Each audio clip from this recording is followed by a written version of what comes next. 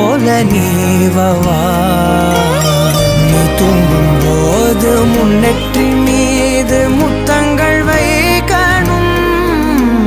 போர்வைகள் போர்த்தி போகாமல் தாழ்த்தி நான் காவல் காக்கணும். எல்லோரும் தூங்கும் நேரம் நானும் நீயும் மௌனத்தில் பேசணும். ஆராரிராரோ